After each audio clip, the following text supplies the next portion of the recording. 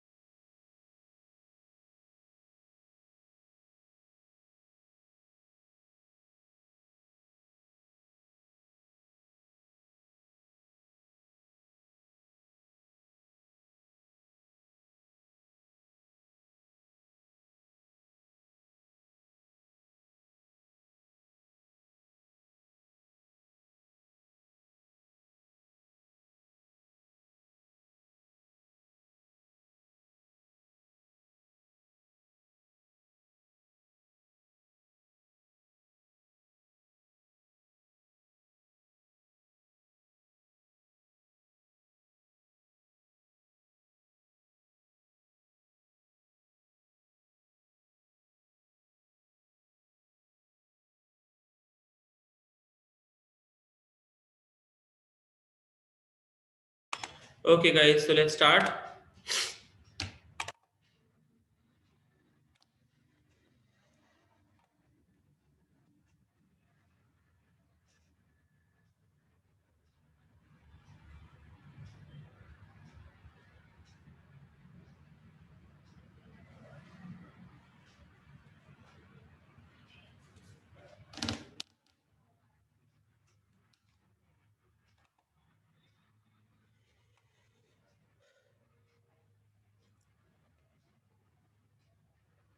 Yeah, I guess we completed till question number 5, right, in the last class, as much as I remember, if I'm not wrong.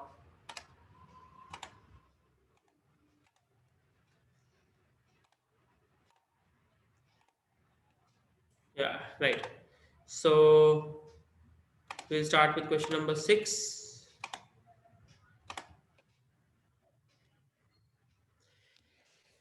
Now, the question is, there are 40 boys in a class. One of them weighing 100 kg goes away. A new boy joins the class at the same time. Consequently, the average weight of the boys is increased by 0.25 kg. Find the weight of the new boy. Now देखो, आपको पता है कि average increase हुआ है 0.25 से। मैंने बताया था अगर इंक्रीज हो रहा है मतलब नए वाले का वेट ओल्ड वाले से ज्यादा होगा। Simple formula, old number of persons into the change in average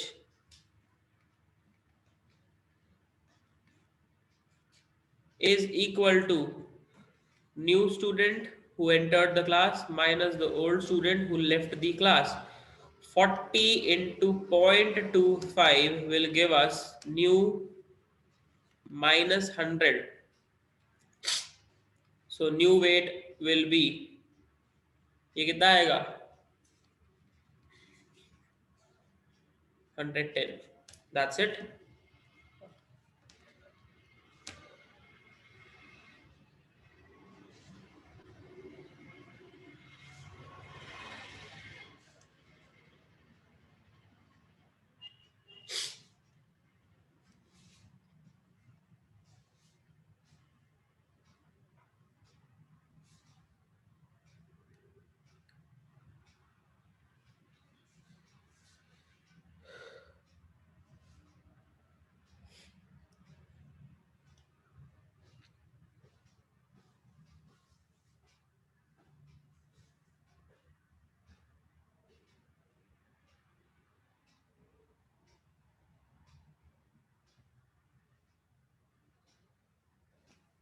clear है यहाँ तक?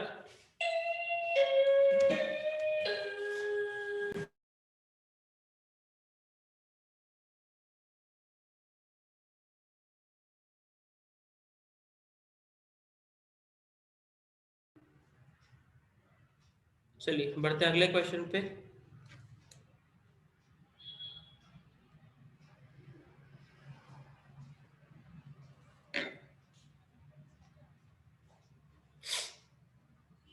The class teachers of three classes X, Y, and Z give an algebra test to their respective students. The average scores in class X, Y, and Z are 83, 76, 85, and the average of all the students in X and Y together is 79. The average score of all the students in Y and Z together is 81. So, what is the average for all the three classes? X में कितने students हैं हमें नहीं पता, Y में कितने students हैं हमें नहीं पता, और Z में कितने स्टूडेंट्स हैं वो भी हमें नहीं पता. So let the number of students in X, Y and Z be like this. उसको वैसे ही ले लेते हैं. Small x, small y, small z. This is nothing but the number of students. ठीक. Now ये तीनों क्लासेस के इंडिविजुअल एवरेज स्कोर्स है ना, राइट? लेकिन अगर मैं इसको लूँ तो ये x और y का एवरेज है और ये y और z का एवरेज है. सी अगर मुझे x और y का एवरेज निकालना है, how can I find out? It's nothing but the total score of x and y divided by the number of students of x and y. That is 83 marks per student into x number of students plus 76 marks per student into y number of students divided by x plus y. This will give us 79. Right? Am I clear यहाँ तक? भाई अभी तक हम यही कर रहे थे, मैंने आपको बताया भी था कि अगर 10 स्टूडेंट्स हैं, 15 स्टूडेंट्स हैं, 20 स्टूडेंट्स हैं, इनका एवरेज वेट अगर आपके पास है लाइक 20 kg, 30 kg, 40 kg, पूरा एवरेज निकालना है तो 20 इंटू 10, 15 इंटू 30, इसका पूरा सम करेंगे और divide by number of students. हम आज तक यही करते हैं. तो अगर इससे हम देखें तो 83x is the total weight of these students of class X, 76y is the total weight of these students of class Y, divide by the total number of students of class X and Y, that is x plus y. ये हमको average मिला 79. Please cross multiply this and find out the ratio of x and y. मतलब आप ये 79x और y को यहाँ पे मल्टीप्लाई करो, आपकी इक्वेशन बनेगी. Like you will be getting a equation 83x plus 76y equal to 79x plus 79y. तो x को एक तरफ ले जाओ, you will be getting 4x equal to 3y. तो यहां से आपको x बाय वाई मिलेगा 3/4, right? We got this ratio. यानी आप सीधा बोल सकते हो ना कि x और y के स्टूडेंट्स का रेशियो है आपके पास 3:4। क्लियर?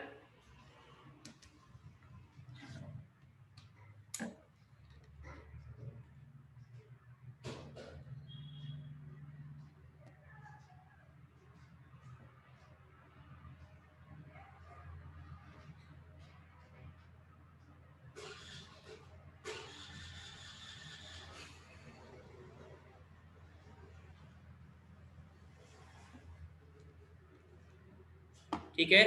अगला, अब हम ऐसी y और z का निकालेंगे। ठीक है, मैं इसको रब कर रहा हूँ, y z का निकालेंगे। y और z का होगा y into 76 plus z into 85 and whole divided by y plus z, and this average will be equal to 81. So cross multiply 76y plus 85z will give us 81y plus 81z।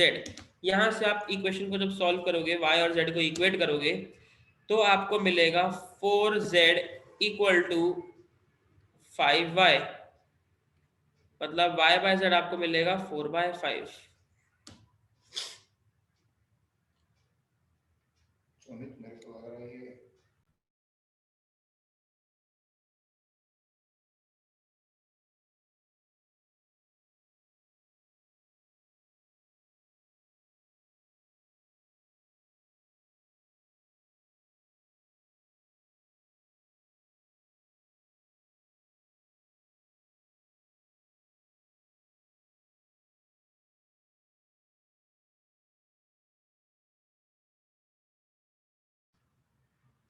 ठीक है, x bye y का ratio कितना आया था? 3:4। y और z का ratio कितना आया? 4:5। अब देखो दोनों जगह तो y सेम है ना। अगर दोनों जगह y सेम है, means I can combinedly write x:y:z as 3:4:5, right? तो अब आप डायरेक्टली एवरेज निकाल लो। आपको तीनों स्टूडेंट्स का रेशियो पता है, तो 83 into 3 plus 76 into 4 plus 85 into 5 whole divided by 3 plus 4 plus 5।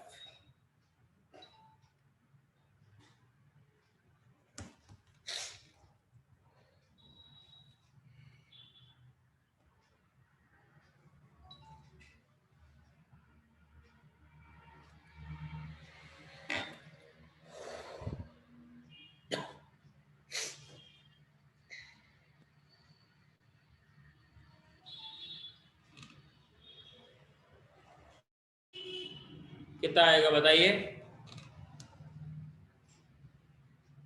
249 plus 304 and plus 425, यानी 978 डिवाइड बाय 12।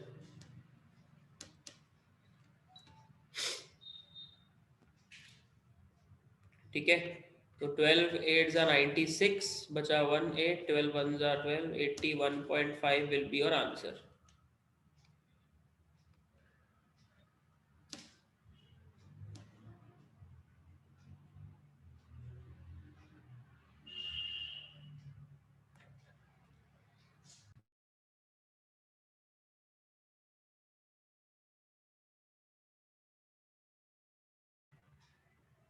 क्लियर? कोई डाउट किसी को?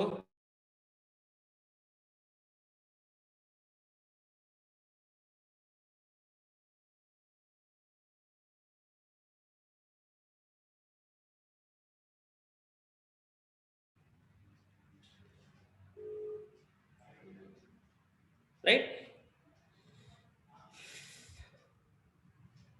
Okay, let's move ahead.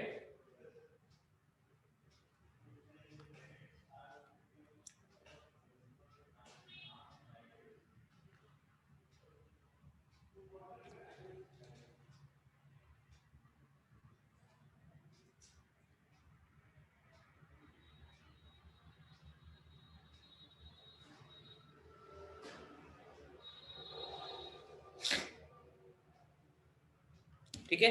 Now question is, there are n students in a class. The average age of the students of this class is a years. Number of students, average. Two students left the class and four new joined.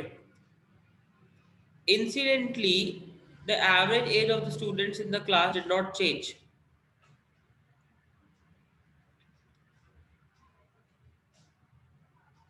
The sum of the ages of 6 students who either left or joined was 72. Find the value of A.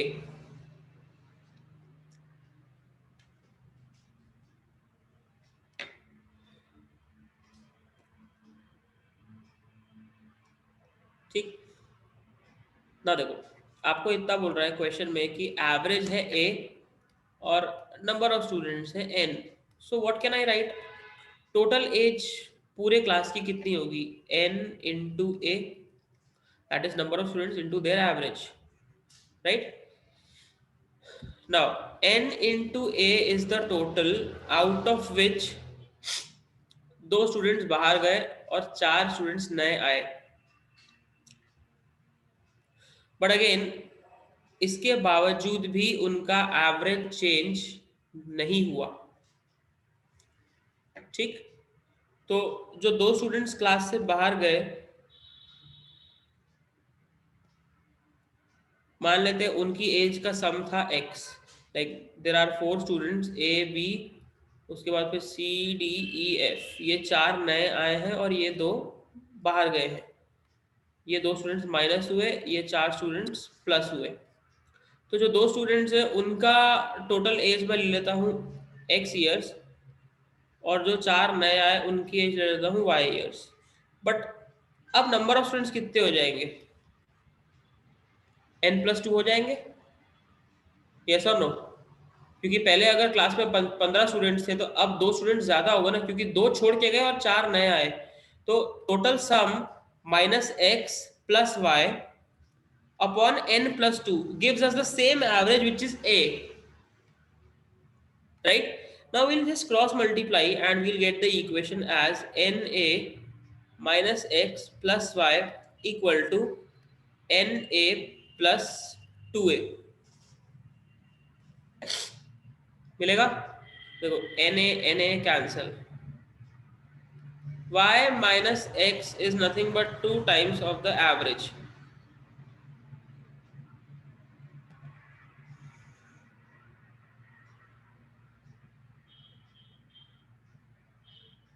ठीक. Secondly, the sum of the ages of the 6 students who either joined or left, मतलब जो ये 6 students थे इनकी as का सम, मतलब अगर मैं जाने वालों की एज का सम x और आने वालों के एज का सम y, इन दोनों का पूरा सम निकालूं तो वो मुझे मिलेगा 72.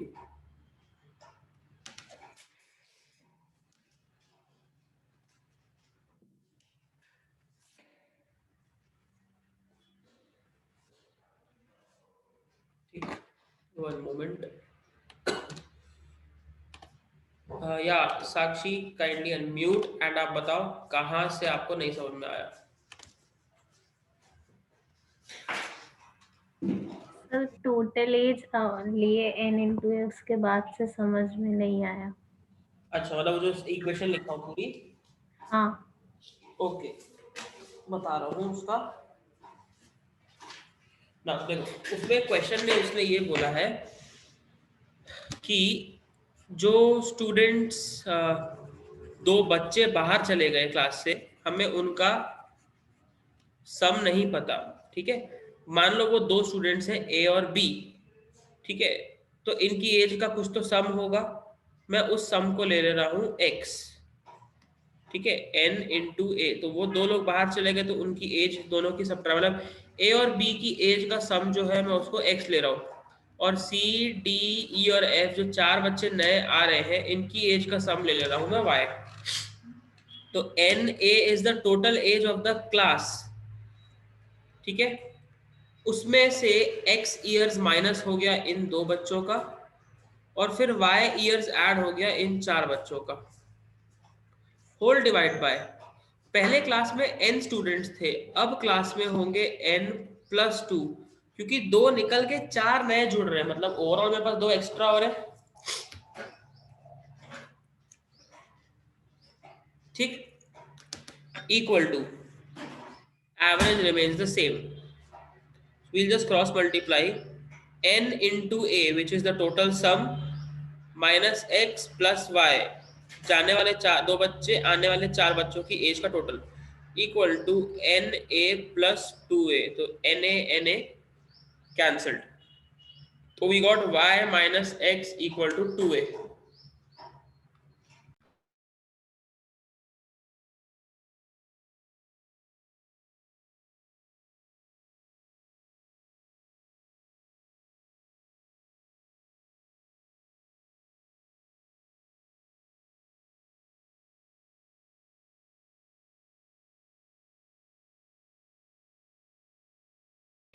ठीक है, इतना क्लियर।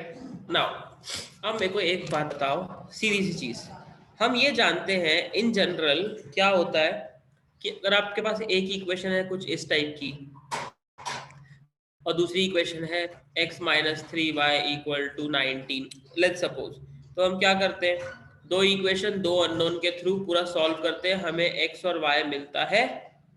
यस, यहाँ पे क्या हो रहा है, आपको x और y का सम तो पता है, लेकिन x और y का डिफरेंस ये भी एक अननोन वैल्यू है। तो जब तक यही नहीं पता होगा कि a की वैल्यू क्या है, आप x और y नहीं निकाल सकते, और जब तक x और y इंडिविजुअली नहीं निकलेगा तब तक आप यहाँ पुट नहीं कर सकते, तो a भी नहीं आएगा। सो इतनी मेहनत करने के बाद आपका आंसर होगा कैन नॉट बी डिटरमाइंड।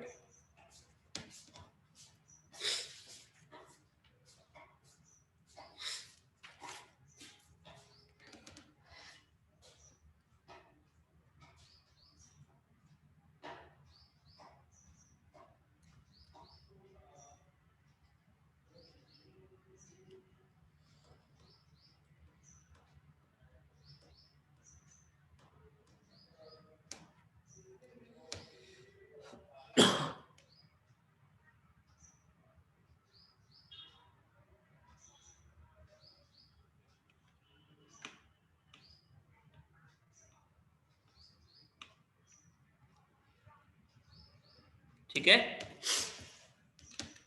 चलिए बढ़ते हैं आगे। The average rainfall for Monday Tuesday Wednesday is 4.3। तो ये बताओ कि मंडे ट्यूसडे और वेडनेसडे की टोटल रेनफॉल होगी 4.3 इंटू 3, क्योंकि इन तीनों का एवरेज है तो डिवाइड बाय 3 किया होगा, तभी तो 4.3 मिला होगा। तो टोटल निकालने के लिए आप मल्टीप्लाई कर दो, दैट इज 12.9।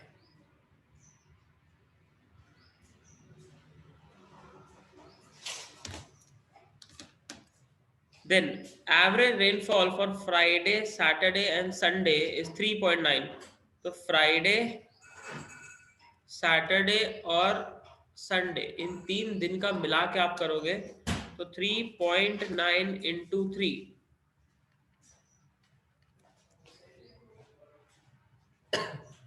ठीक। और पूरे हफ्ते का मतलब मंडे से संडे का डिवाइड बाय 7 करोगे तो आपको एवरेज गिवन है 3.7। सो मंडे टू संडे का पूरे 7 दिन का सम निकालोगे तो वो आएगा 3.7 इंटू 7, दैट इज 25.9। क्लियर? तो देखो, Monday Tuesday Wednesday Thursday Friday Saturday Sunday, सातों दिन का मिला के टोटल सम है 25.9, जिसमें से फ्राइडे सैटरडे संडे का सम है 11.7 और मंडे ट्यूसडे वेडनेसडे का सम है 12.9। तो यहाँ से आपको थर्सडे की रेनफॉल मिल जाएगी। इन दोनों को सब्ट्रैक्ट कर दो 25.9 से, सो 25.9 माइनस 24.6, मैंने दोनों का डायरेक्ट सम कर दिया है, इन दोनों को ऐड कर दो।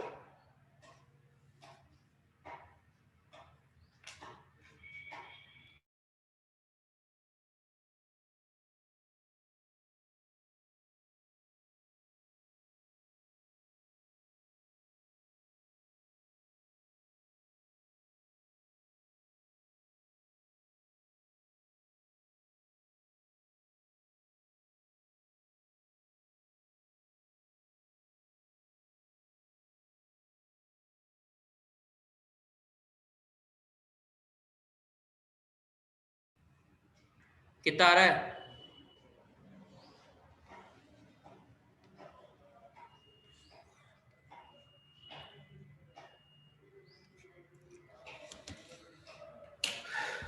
ठीक है,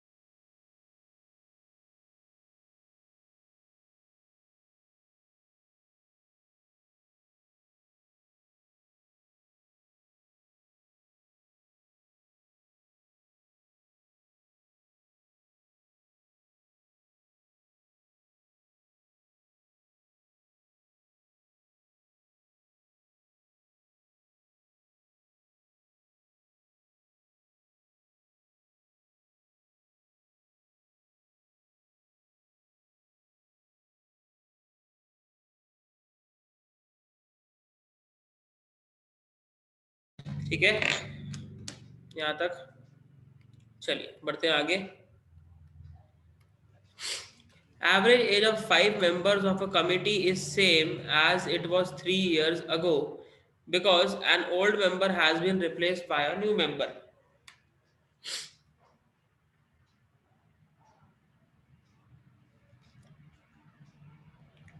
ठीक है, 3 साल पहले जो एवरेज था आज भी वही है। द कंडीशन इज कि एक ओल्ड मेंबर को एक न्यू मेंबर से रिप्लेस किया गया है। तो देखो 5 लोग हैं, 5 लोगों की एज को अगर मैं 3-3 साल से मल्टीप्लाई करूं कितना आएगा?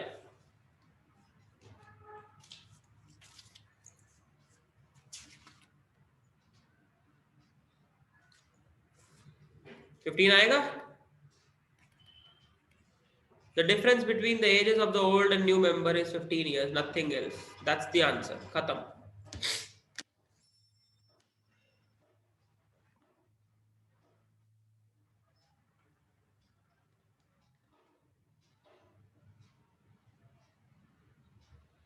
मैंने आपको बताया था रिप्लेसमेंट वाला जब होता है तो हम रिप्लेसमेंट वाले में क्या करते हैं? Old number of persons into the change in average, ये होता है दोनों एजेस का डिफरेंस। ठीक, अब देखो अगर वो बोल रहा है कि एवरेज सेम है लेकिन हर इंसान की एज 3-3 साल बढ़ रही है ना, लाइक 5 पर्सन थे ए बी सी डी ई, 3 साल पहले इनकी age A B C D E थी, तो अब कितनी एज होगी? A+3 B+3 C+3 D+3, और E को हटा के एक नया बंदा आया F, लेकिन जब इसको 5 से डिवाइड किया तो एवरेज मेरे को तब भी सेम मिला। तो अगर एवरेज सेम मिल रहा है तो उसका एक ही फंडा है कि ये जो F है ये करेंटली इसके जो यहाँ पे आपका 12 साल ऐड हुआ वो यहाँ पे 12 साल कम हो जाएगा, क्योंकि तभी जाके एवरेज सेम हो पाएगा, तभी जाके आपका एवरेज सेम हो पाएगा। मतलब जो F पर्सन है करेंटली उसकी जो भी एज है भाई, E भी तो 5 साल बाद E+3, 3 साल बाद E+3 हो जाएगा, लेकिन इस E+3 की जगह हम F को रिप्लेस कर रहे हैं, और F को रिप्लेस कर रहे हैं तो F की जो एज होगी वो E से 3 साल छोटी होगी, तो F will be E-12।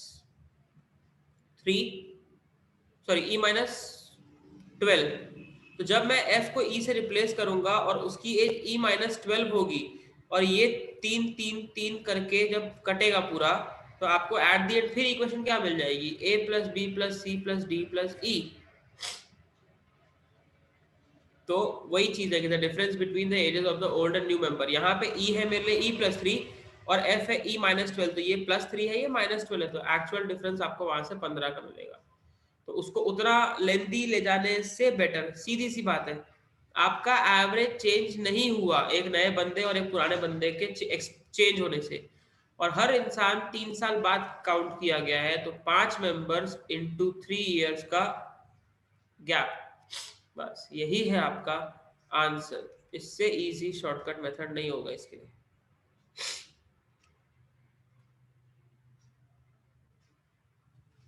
Clear है?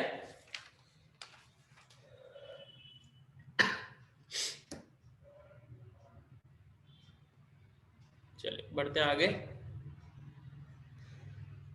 नहीं 12 नहीं होगा,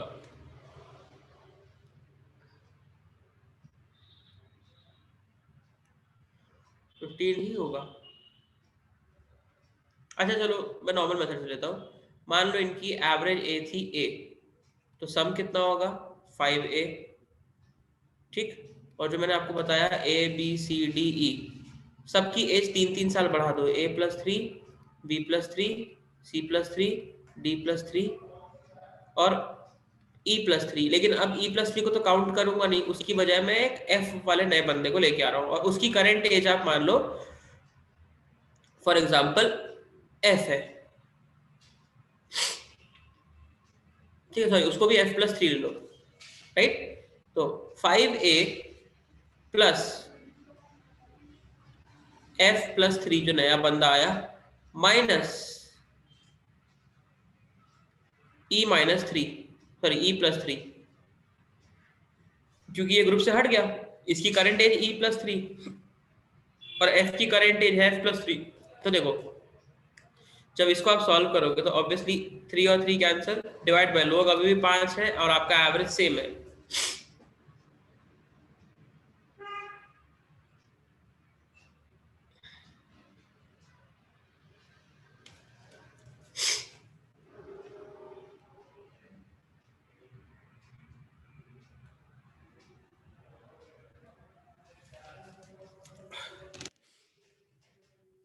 सॉरी ये वाला f मत लेना,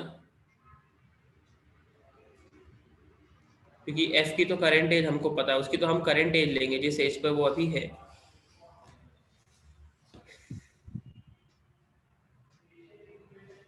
ठीक, तो बेसिकली आप यहाँ पे जब लोगे तो आपके लिए हो जाएगा 5a जो सबकी एज का सम है, प्लस जो नया बंदा आया f, प्लस इन चारों का 3 3 3 3 12 एंड माइनस जो बंदा बाहर चला गया दैट इज e। ठीक, और उसकी एज भी 3 साल ऐड हुई तो प्लस 3। ठीक, अब इसको सॉल्व करो तो आपके लिए आएगा 5a प्लस एफ माइनस ई, 12 प्लस 3 हुआ आपके लिए 15 इक्वल टू 5a।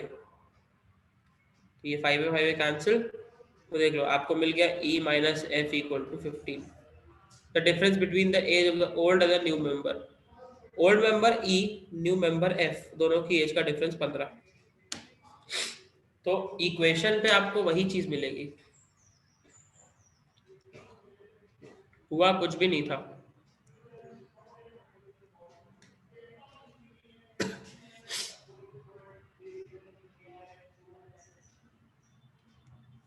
अब क्लियर?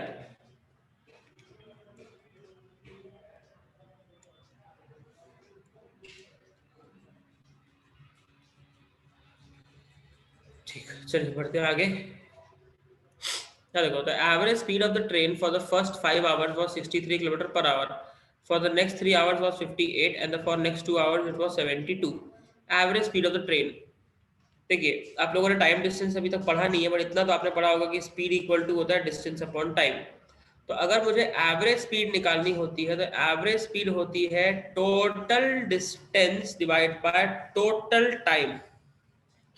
तो देखो 5 आवर्स तक ट्रेन 63 किलोमीटर पर आवर से चल रही थी, तो उन 5 घंटों में ट्रेन ने कवर किया होगा 315 किलोमीटर। आवर आवर कट गया, ऐसा यूनिट तो इतना आता ही है सबको। वैसे ही 3 घंटों तक कंटिन्यू ट्रेन 58 की स्पीड से चलते रही, तो ट्रैवल किया 174 किलोमीटर। फिर 2 आवर्स तक 72 किलोमीटर पर आवर की स्पीड से चलती रही, दैट इज 144 किलोमीटर। तो टोटल डिस्टेंस कितना चली?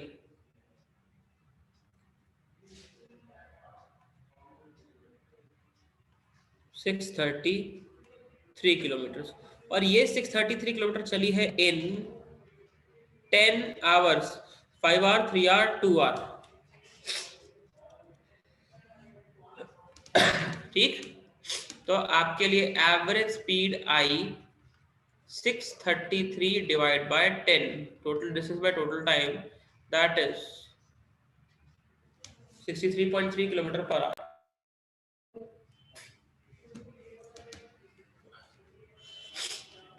Clear guys?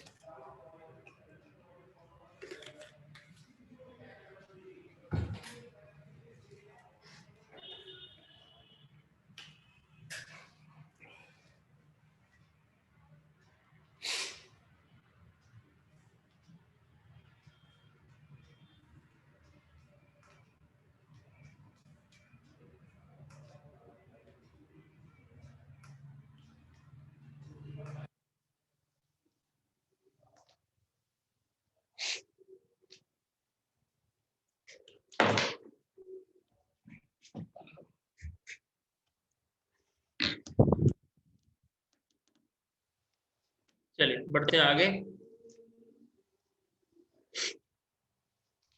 10 years ago, the ages of the members of a joint family of 8 people added up to 231 years.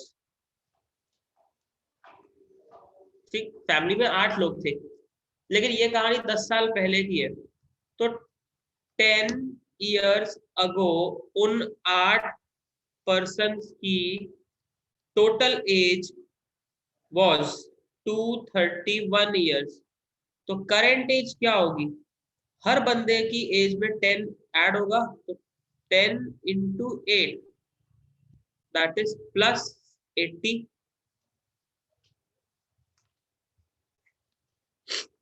ये इन सब की करेंट एज का सम। ठीक,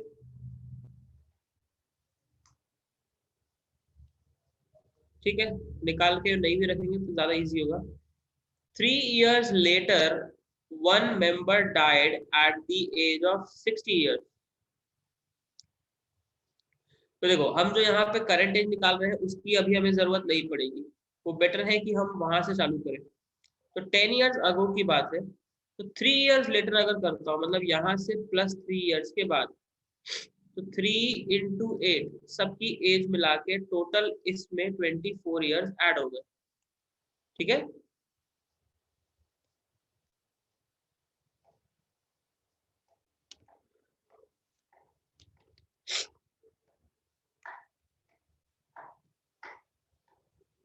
क्लियर यहाँ तक?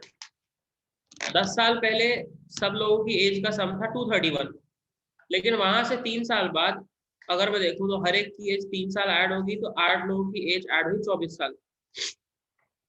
But one member died at the age of 60, तो एक बंदा गया minus 60, and a new child was born during the same year. तो जो नया चाइल्ड बोर्न हुआ उसकी एज 0। अब ये सब निकाल लो, कितना हुआ पूरा? 231 प्लस 24 एंड माइनस 60 प्लस 0।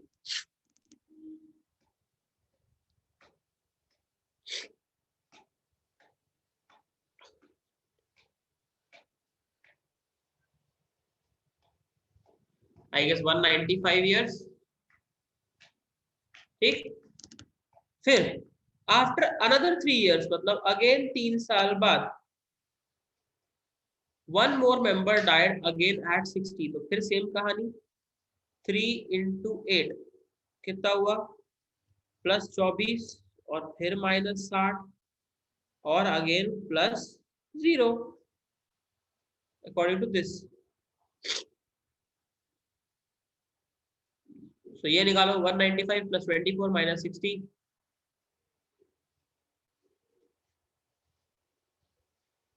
159 आया। अब आपको निकालना है करंट एवरेज। तो करंट एवरेज कैसे निकालोगे?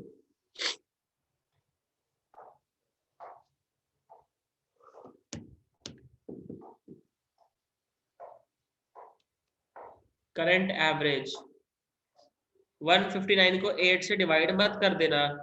10 साल पहले की कहानी थी, 3 साल करके हम 6 साल आगे आ गए, तो अभी भी 4 साल बचे ना, क्योंकि वो बात कर रहा है करंट एवरेज एज, मतलब राइट नाउ। तो हर एक की एज +4 इयर्स होगी और इंटू 8 मेंबर्स कितना हुआ? 32। तो आपको 159 में 32 जोड़ना पड़ेगा। ये पूरे 8 मेंबर्स की करंट एज होगी, डिवाइड बाय 8। अब करो डिवाइड।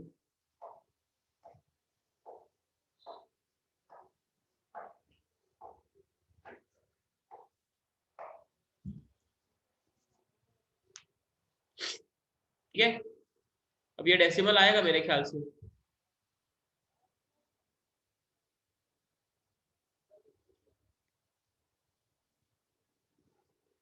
आपको लगभग लगभग 23 पॉइंट कुछ मिलने वाला है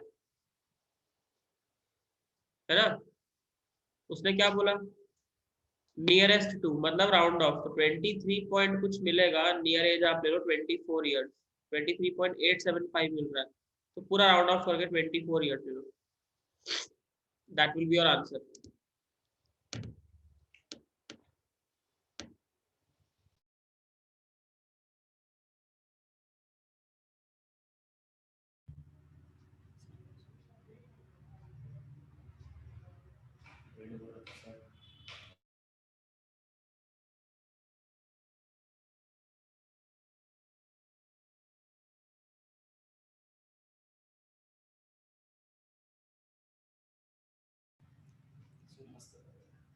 ठीक है, अगला क्वेश्चन।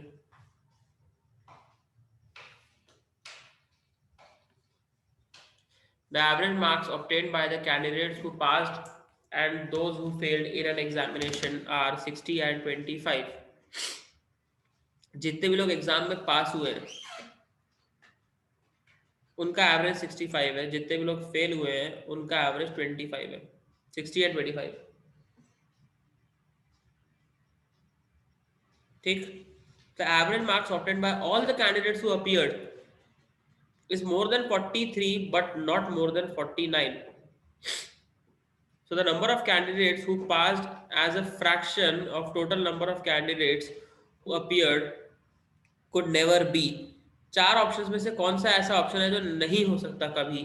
मतलब अगर आप मान लो कि नंबर ऑफ पासिंग है आपके लिए x और नंबर ऑफ फेलिंग है y, तो x upon x plus Y का फ्रैक्शन इन चारों में से ऐसा कौन सा ऑप्शन है जो कभी नहीं हो सकता due to all the conditions?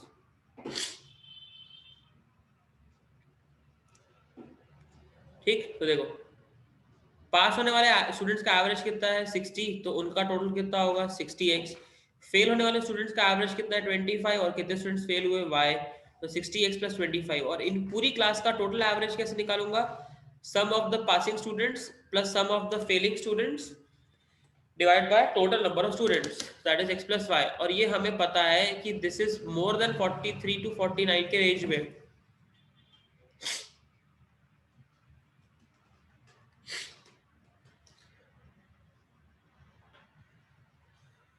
ठीक है, 60x + 25y upon x + y.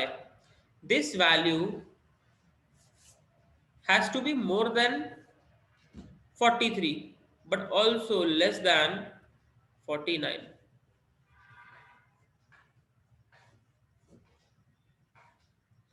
तो बेटर ऑप्शन थोड़ा नियर अबाउट लेने के लिए इसको 43 की जगह 44 लेके इक्वेट कर दो। कि मान लेते हैं इक्वल टू 44 है, तो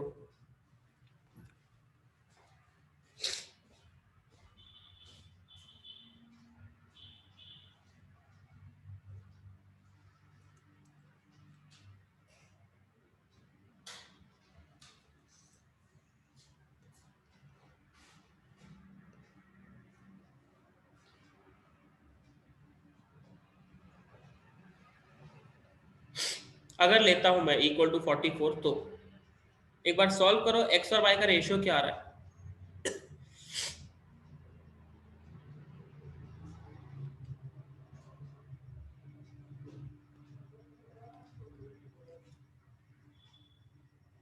आई गेस ये आएगा,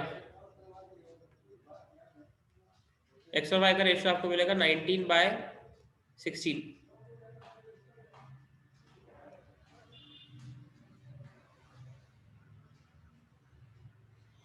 ठीक, दूसरे बार इसको आप 48 लेके देखो, यहाँ पे 44 की जगह 48।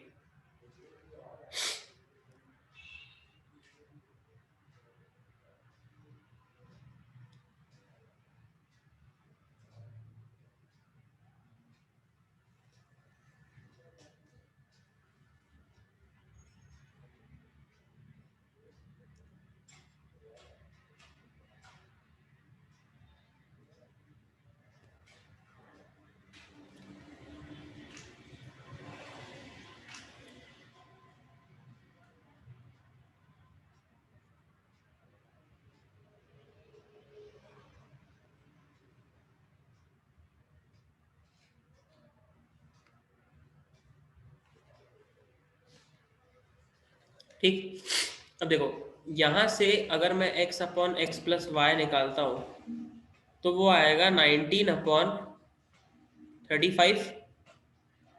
और अगर यहाँ से x upon X plus Y निकालता हूँ तो वो आएगा 23/35,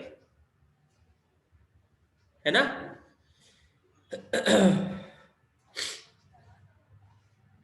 ठीक, मतलब मैं अगर लूँ तो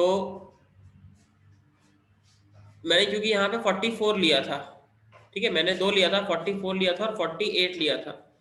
तो देखो, अगर मैं 44 की जगह 43 लेता तो यही चीज मुझे मिलती 18/35, और 49 लेता तो मुझे मिलती 24/35।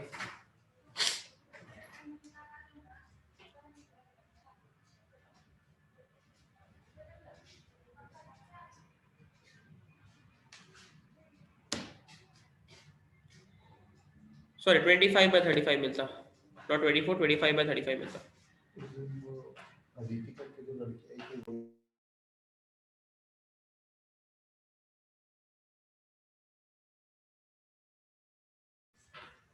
ठीक है, तो देखो, मैं 25 तक तो जा नहीं सकता, 23 तक आ सकता हूँ, 18 तक जा नहीं सकता, तो उसने बोला है कि मोर देन होना चाहिए। तो अकॉर्डिंगली मोर देन अगर होना चाहिए तो फिर ये वाला रेंज तो पॉसिबल ही नहीं है ना, क्योंकि आप 18 से लेके 25 के बीच में लोगे, लेकिन 18 और 25 एक्सक्लूडेड है, मतलब 19 हो सकता है, 20 हो सकता है, 21, 22, 23 सारे एजेस हो सकते हैं। तो अकॉर्डिंगली एक ही ऑप्शन है जो पॉसिबल नहीं, दैट इज ऑप्शन 3।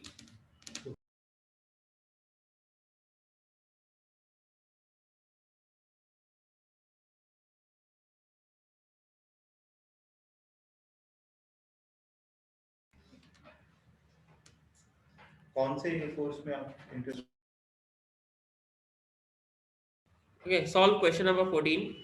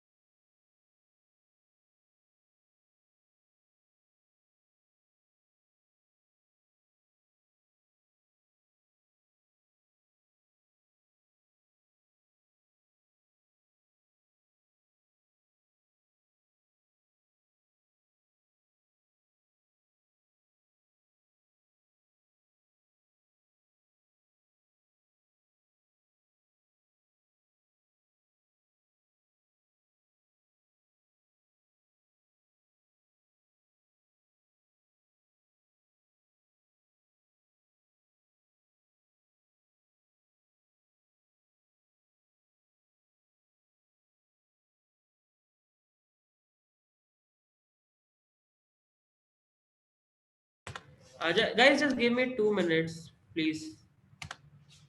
आपके पास क्वेश्चंस हैं तब तक आप आगे के भी सॉल्व करिए, then I tell you the answers in combined manner. आप आगे के बनाइए एक बार.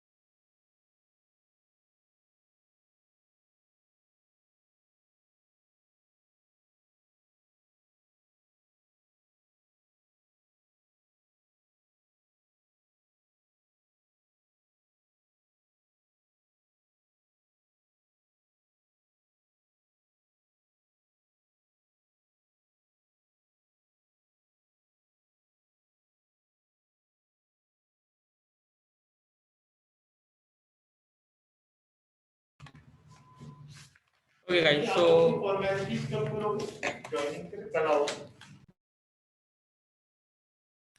okay, guys. So we'll start now. The question was Ramesh receives the following scores in his maths test. उसको maths test में ये 4 scores मिले हैं. ठीक है. What score does he need in the next test in order to have an average of 90 in the 5 tests? Obviously, इससे easy तो होगा ही नहीं. 78 plus 92 plus 83 plus 99 plus x whole divided by 5. This gives us 90. ठीक. तो ये सबका आया होगा. I guess 98 ही आया है इसका आंसर.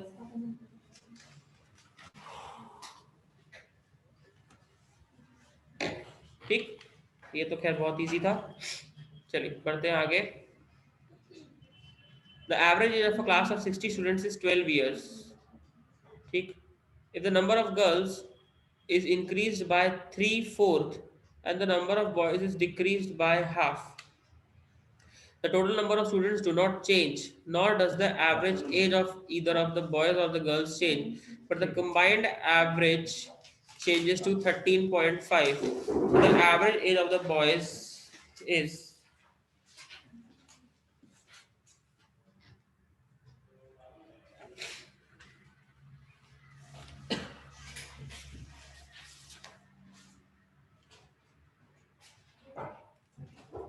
ठीक ना।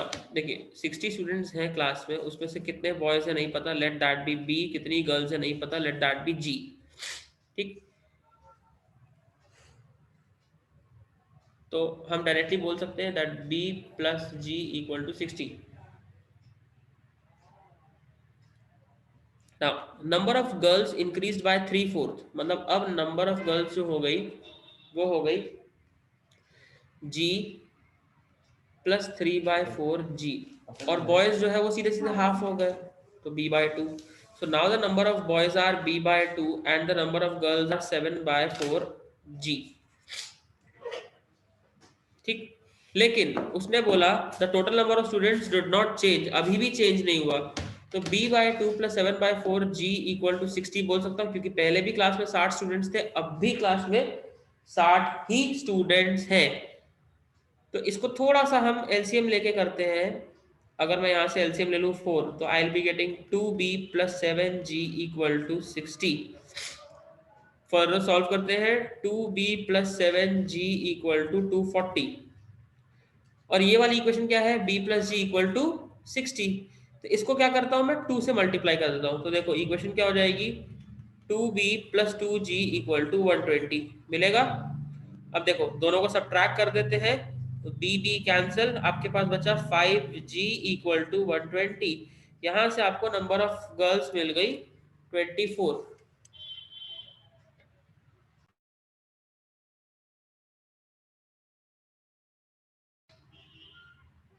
Clear, total number of girls मिल गए 24। अगर गर्ल्स 24 है तो बॉयज कितने होंगे, 36। तभी तो मिला के टोटल सम आएगा आपका 60।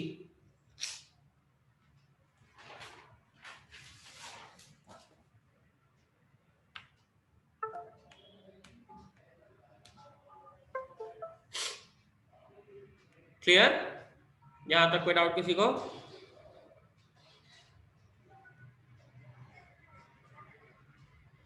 ठीक है, now we got that the number of boys in the class is 36 whereas the number of girls in the class is 24। इनकी एवरेज एज है 12, बट बाद की कंडीशन में क्या हुआ, अब मान लो इनकी एवरेज एज है x ईयर्स और इन गर्ल्स की एवरेज एज है y years.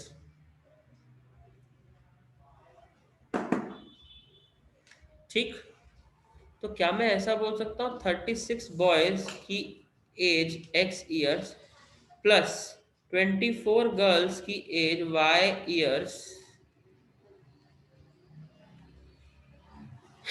This is equal to nothing but 60 into 12। क्योंकि पूरे 60 स्टूडेंट्स का एवरेज 12 था, तो उनका सम आएगा 720। तो यहाँ से आपको इक्वेशन मिली 36x plus 24y equal to 720। To solve this further आप इसको 12 से डिवाइड कर सकते हो, 3x plus 2y equal to 60।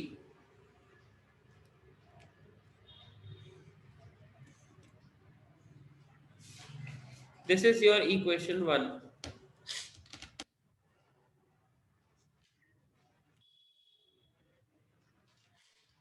ठीक है, नाउ बाद की कंडीशन में बॉयज कितने हुए थे b/2 और गर्ल्स कितनी हुई थी 7/4g। तो b/2 क्या आएगा 18 और 7/4g क्या हो जाएगा 42, क्योंकि g 24 पुट करूंगा। ठीक, लेकिन इनका एवरेज एज ना, इन 18 बच्चों का भी एवरेज एज x था और इन 42 लड़कियों का भी एवरेज एज अभी भी y था। तो 18x प्लस 42y, लेकिन पूरी क्लास का जो टोटल एवरेज था अब वो बदल के हो गया था 13.5, तो 13.5, लेकिन बच्चे तो अभी भी 60 ही थे। तो देखो यहाँ से इक्वेशन मिली 18x plus 42y equal to 810।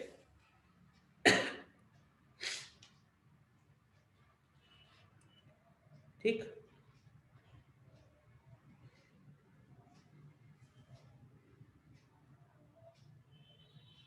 पूरा 6 से कैंसिल हो जाएगा। 3x plus 7y equal to 135। ये हो गई आपकी सेकेंड इक्वेशन।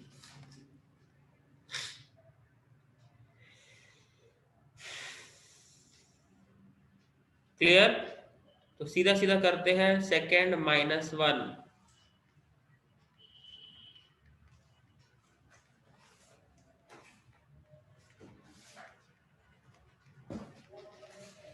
3x कैंसिल, बचा 5y equal to 75, y equal to 15।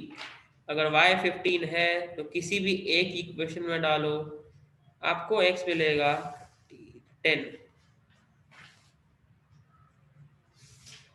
x हमारे लिए क्या था? इन बॉयज की, सिर्फ उन 36 बॉयज की एवरेज एज, वही क्वेश्चन में पूछा था, average age of the boys is.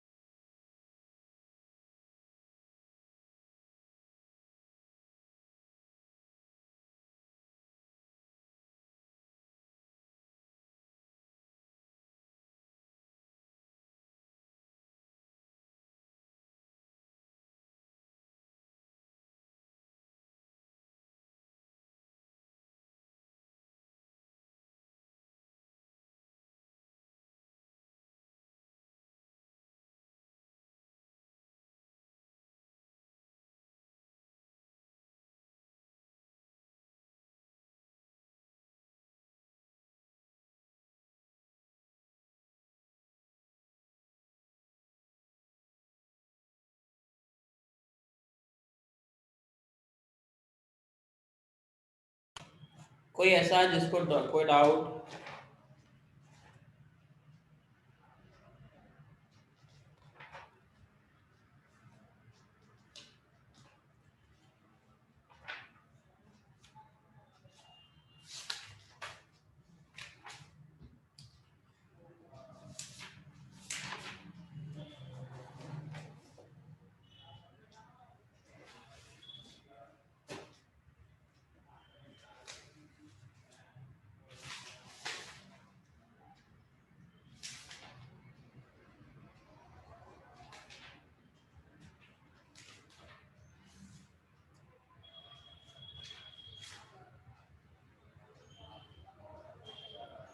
कहीं पे कोई डाउट किसी को?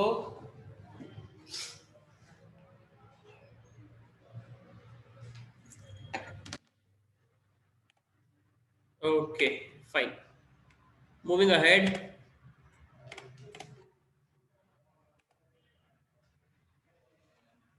Average age of the students in the institute was 15. Then 10 students of the average age 12 joined the institute. The average of the age of the students of this institute became 14.8. Initial number of students in that institute. Initial students नहीं पता, उसको हम ले लेते हैं ये number of students as x. तो 15 into x plus 10 into 12, क्योंकि जो 10 बच्चे ज्वाइन किए उनका एवरेज है 12, तो दोनों की total sum divide by total number of students हुए x प्लस 10 और एवरेज हो गया 14.8। Simple. So 15x plus 120 equal to 14.8x plus 148। तो यहाँ से आपको मिलेगा 0.2x इक्वल टू 28। तो x होगा 28/0.2।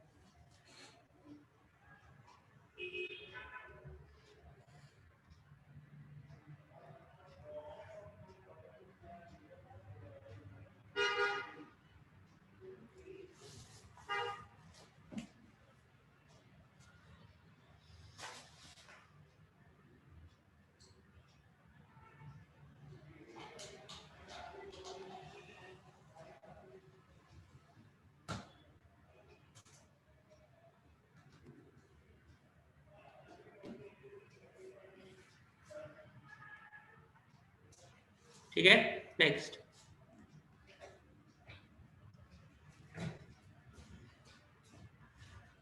The monthly salaries of two persons A and B are in the ratio 3:5.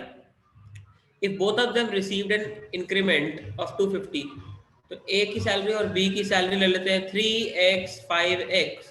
तो A की सैलरी हो गई 3x plus 250, B की सैलरी हो गई 5x plus 250, and this is whole divided by equal to 2/3। Ratio उनका नया रेशियो बना 2:3। तो बस क्रॉस मल्टीप्लाई करिए,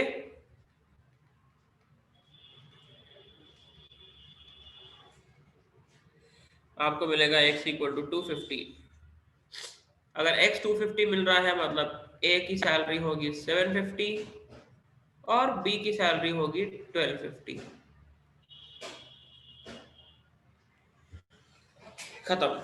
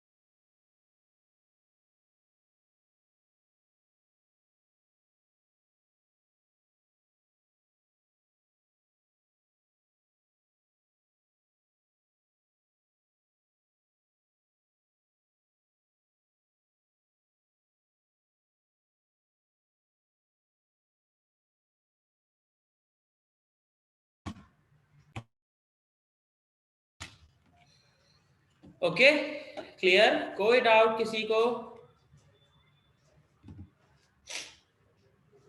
next.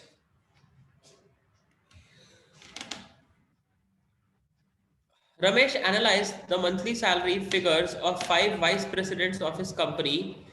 All the salary figures are integers.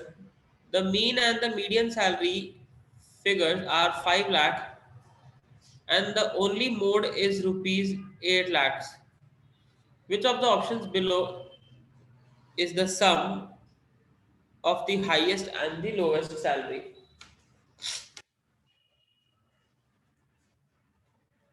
ठीक, नाउ ये याद रखिए, मीन मतलब कुछ नहीं होता है, एवरेज होता है। ठीक, ये क्वेश्चन थोड़ा सा स्टैटिस्टिक्स पे डिपेंडेंट है। लाइक मान लेते हैं 5 वाइस प्रेसिडेंट्स हैं, पांचों की सैलरीज हैं A B C D E। तो मीन क्या होता है? मीन यानी एवरेज होता है A + B + C + D + E/5। वो आपको गिवन है 5 लाख। तो मतलब आपको एवरेज गिवन है पांचों की सैलरी का 5 लाख। तो यहां से मैं एक चीज तो कह सकता हूं, पांचों की सैलरी का सम होगा 25 लाख। ठीक, नाउ प्लीज एक चीज ध्यान से समझिए। लाइक मान लो मैं ऐसे 6-7 वैल्यूज लेता हूँ, 2 8 7 16 3 5। तो अगर मुझे ये वैल्यूज निकालनी है, ये 6 वैल्यूज हैं, तो क्या करना है? स्टैटिस्टिक्स में आपको हमेशा याद रखना है कि आपको वैल्यूज को इंक्रीजिंग ऑर्डर में अरेंज करना है। 2 3 5 7 8 16। जब हम इंक्रीजिंग ऑर्डर में अरेंज करते हैं, ठीक, तो मीन तो निकल जाएगा सबको सम करके डिवाइड बाय 6 करने से।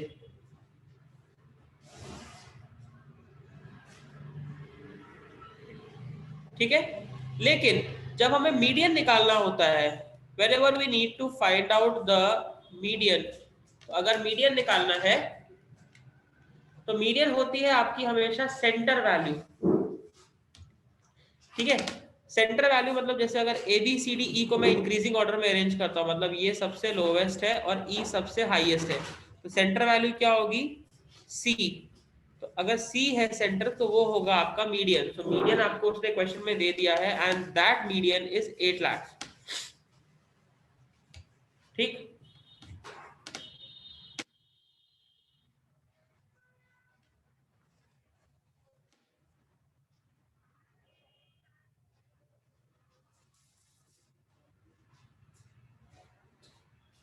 ठीक है। मीन आपको पता है average that is 5 lakh and median आपको दे दिया है उसने, सॉरी मीडियन भी 5 लाख है। ठीक, मीडियन भी आपके पास 5 लाख है और आपको मोड बोल रहा है 8 लाख।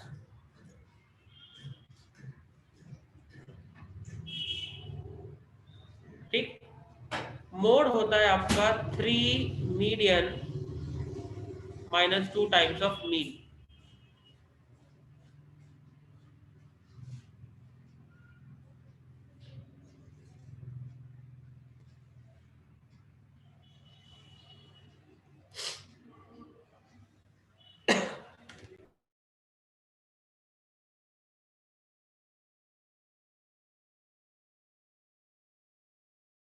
क्लास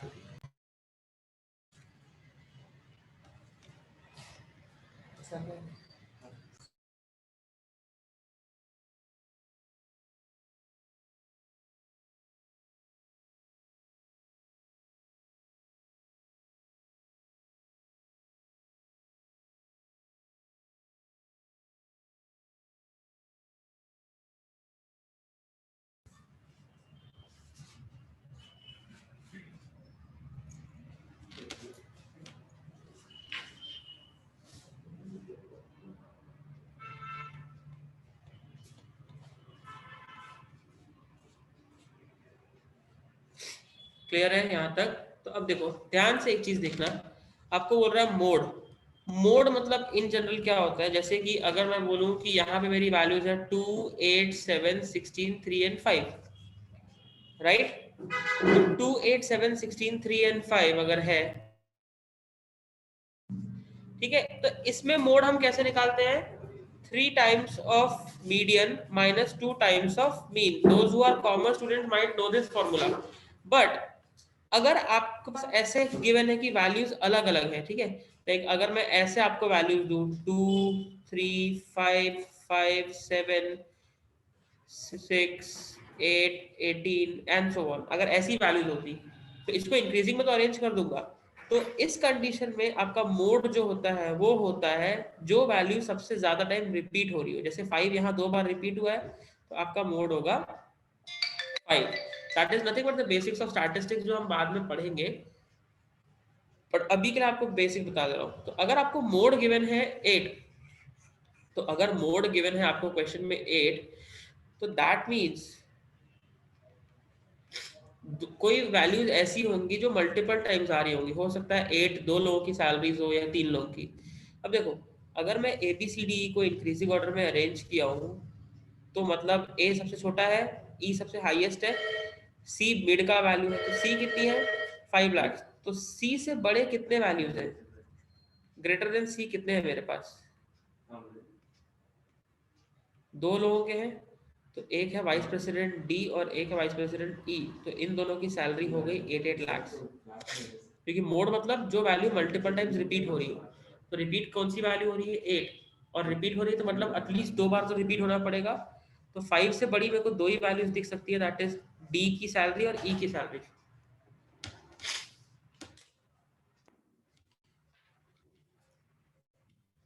ठीक, अब देखो आपका मीन कैसे निकलता है, A plus B plus C plus D plus E upon 5 equal to 5, ये मीन था। यहाँ पे पुट करो A plus B plus C 5 plus 8 whole divide by 5 equal to 5। मेरे को यहाँ से ए और बी का सम निकाल के बताओ कितना आएगा, ए और बी का सम, क्योंकि वो दोनों अननोन है।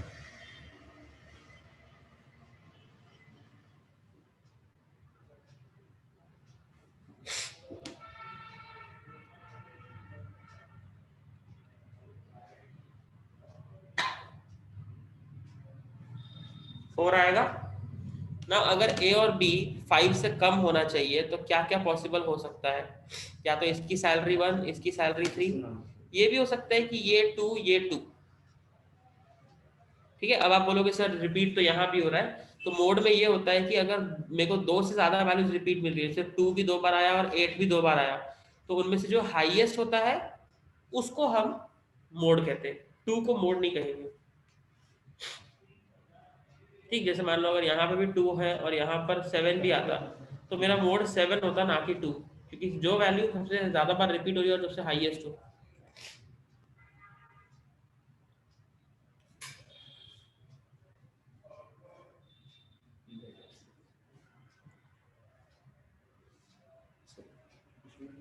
ठीक, तो हम 2 को नेग्लेक्ट करते हैं, सीधी सी बात। तो अगर इसकी सैलरी 8 है विच इज हाईएस्ट और इसकी सैलरी 1 है विच इज हाईएस्ट, तो 8 + 1 sum of the highest and lowest salaries will be 9।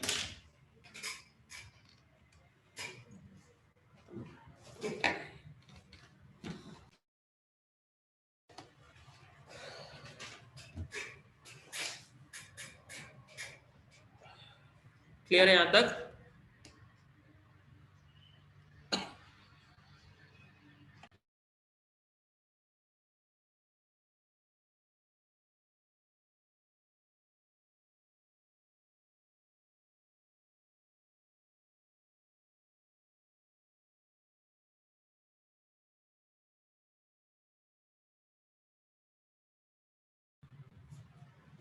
ठीक है,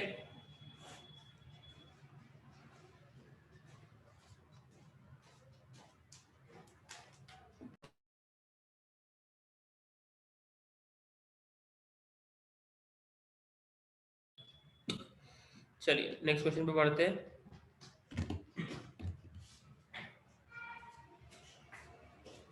स्टूडेंट ने 6 डिफरेंट पेपर्स दिए हैं, उनके मैक्सिमम मार्क्स आपको बता दिया है 50, उसके मार्क्स का प्रपोर्शन दे दिया है। Considering his aggregate in all the papers together he fails to obtain 50% of the total marks, मतलब उसके जो टोटल मार्क्स आए हैं वो लेस देन 50% है। तो what is the minimum possible additional marks Ramu should get to obtain 50% marks of the total marks given that he got integral marks, मतलब paper में मार्क्स इंटीजर मिल रहे हैं। चलो ट्राई करो।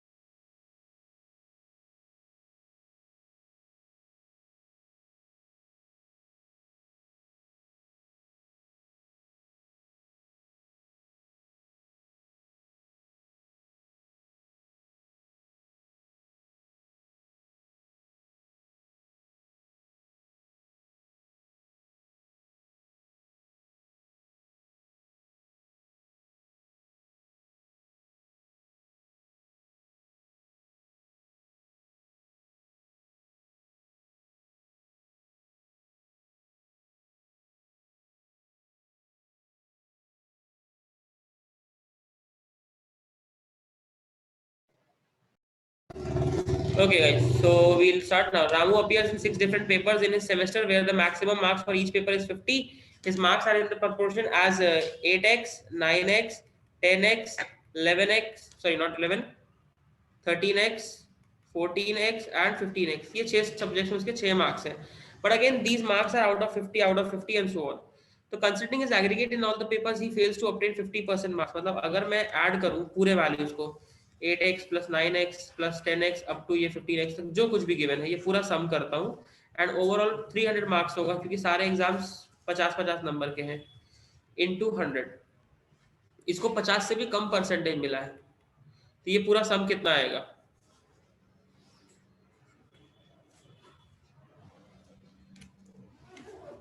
ठीक है, आपका परसेंटेज आ रहा है 69% आउट ऑफ मतलब 69x out of 300. This is less than 50. तो what we can say x is less than 50 into sorry 50% है तो 50/100 लिखना पड़ेगा. So x is less than 50/69. So minimum possible additional marks that Ramu should get to obtain 50% of the total marks.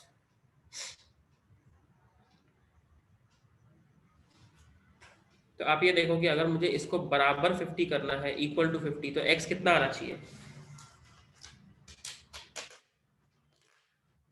उस condition में x कितना आना चाहिए।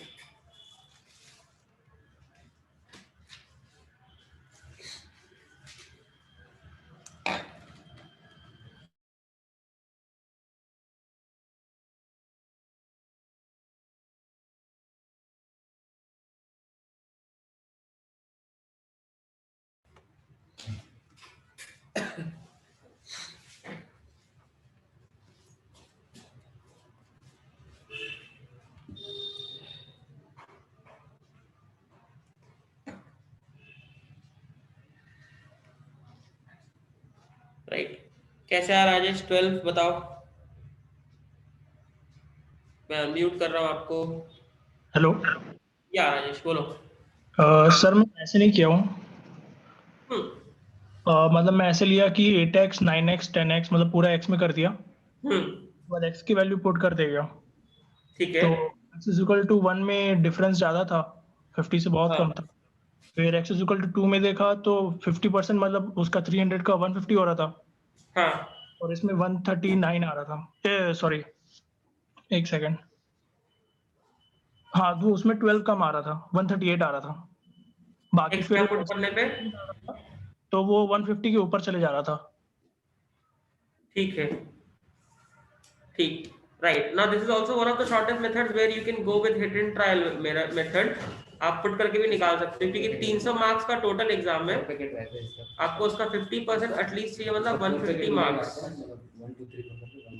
तो अगर x आपका 1 है तो ऑब्वियसली आपके पास 69 आ रहा है, लेकिन अगर x इक्वल टू 2 रखते हो तो वो आएगा आपके पास अप्रोक्सीमेटली 130 से क्रॉस करना चाहिए नियर अबाउट। x 1 तो हो नहीं सकता, x कैन बी 2, और x हमारे लिए उसने बोला है मार्क्स इंटीजर ही होने चाहिए, तो एटलीस्ट उसको लाने के लिए और कितना चाहिए, उससे आपको मिल जाएगा 12।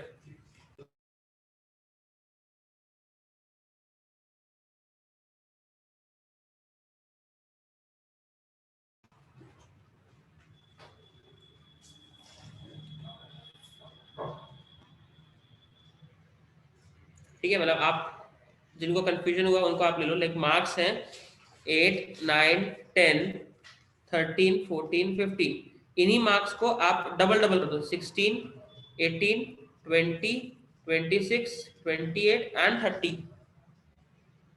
ठीक, तो अगर उसके मार्क्स यही होते 8 9 10 तो टोटल कितना आ रहा था,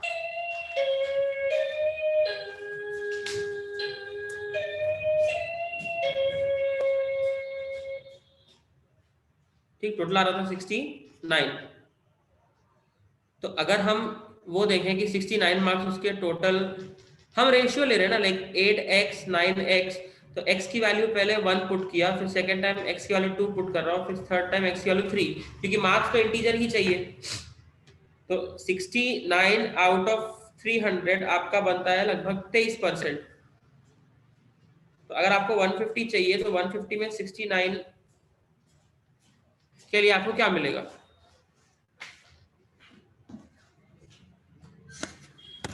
ठीक है, उसने बोला he fails to obtain 50% of the total marks.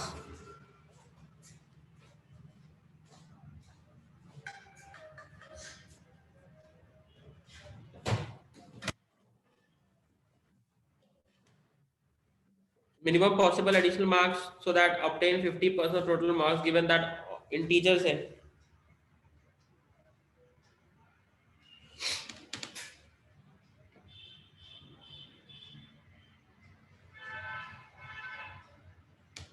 ठीक है, देखो यहाँ पे 69 मार्क्स मिल रहे हैं, तो अगर मुझे इसको 150 का स्कोर देना है तो कितने मार्क्स चाहिए रहेंगे, और 150 माइनस 69 दैट इज 81। लेकिन अगर मैं इसके मार्क्स को 16 18 मतलब x को 2 पुट करके 16 18 20 26 28 और 30 मार्क्स लेता हूँ, तो इसका टोटल आ रहा है 16 plus 18 plus 20 plus 26 plus 28 and plus 30, तो ये इसके मार्क्स आ रहे हैं 138। तो यहाँ पे पासिंग लाने के लिए उसको और कितना चाहिए, सिर्फ 12 ही तो मार्क्स चाहिए। और अगर ज्यादा करते हो, मतलब x को 3 लेते हो, like 24 27 30 then 39 and so on, तो ये पूरा टोटल आपका 150 को क्रॉस कर जाएगा। हमें 100, उसको कंडीशन ये देनी है कि उसको 150 भी नहीं मिले, तो अगर उसको 150 भी नहीं मिला है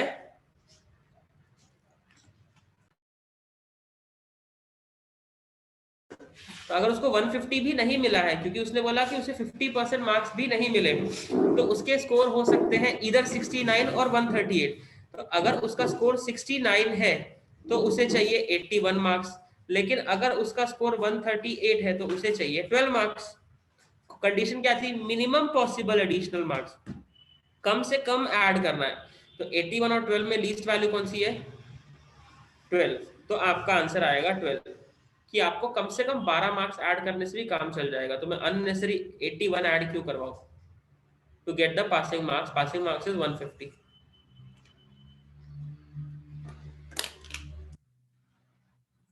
क्लियर है? यहां तक कोई डाउट किसी को?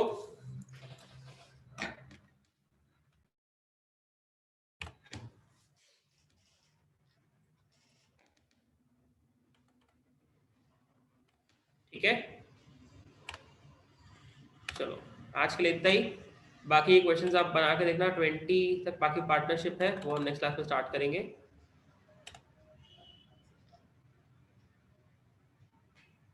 सर लास्ट वाला क्वेश्चन फिर से बता दोगे क्या? ओके, चलो साक्षी मैं आपको बताता हूँ कॉल करके, ठीक है? उसका अलग से, actually I have another meeting right now. Okay okay, sir. या Thank you, sir. वेलकम।